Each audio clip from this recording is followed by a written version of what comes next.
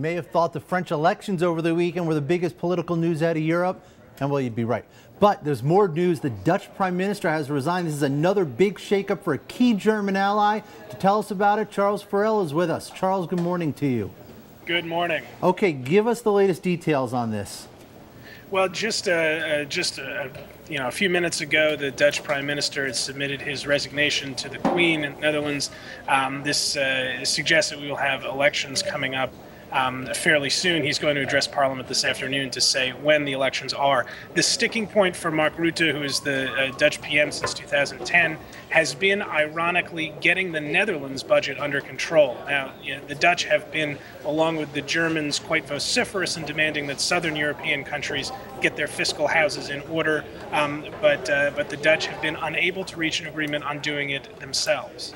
Yeah, do you think there'll be a little, to use a German word, a little schadenfreude there from the southern Europeans when they see that even one of the key austerity members here, they can't make a go of these budget deficits? I mean, it seems like nobody can. The Italians can't, the Spanish can't, obviously the Greeks could.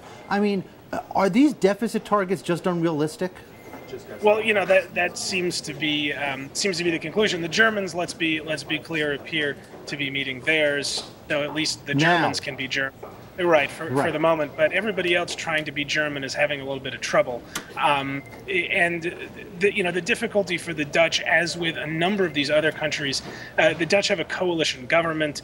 Mr. Rutte is a center-right party, had to form a coalition with a far-right, a fairly xenophobic party in order to make his make a government form, and it's been very difficult to negotiate budget cuts in that coalition government. That's something that we've seen in a number of European countries. It is difficult to get broad political support for the austerity measures that Europe as a whole is demanding to rectify the debt crisis. Charles, the Netherlands is one of only 4 countries in the Eurozone that now maintain a AAA rating, and I suppose they're in danger of losing that rating. How likely do you think that is, and what would be the implication of a loss of that high rating? I think we're not at that stage yet. The Netherlands still remains an economically quite strong country. It does have external surpluses, unlike a lot of places.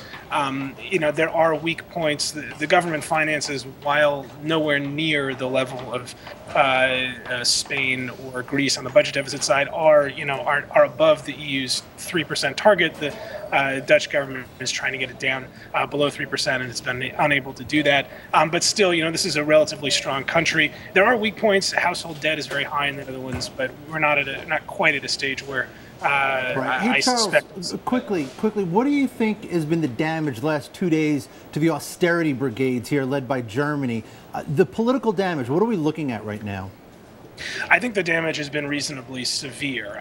The problem with the austerity push is that it leads, as we've seen in a number of countries, to the possibility of further economic contraction, making the austerity more difficult to obtain and achieve. We had very bad economic numbers, PMI numbers out this morning in Europe, which suggests that the European economy is hardly firing on all cylinders, and to cut government spending in the midst of that is, many economists would say, a recipe for trouble, and trouble is what we're seeing. Yeah. All right. We have to leave it there. Charles, thank you very much.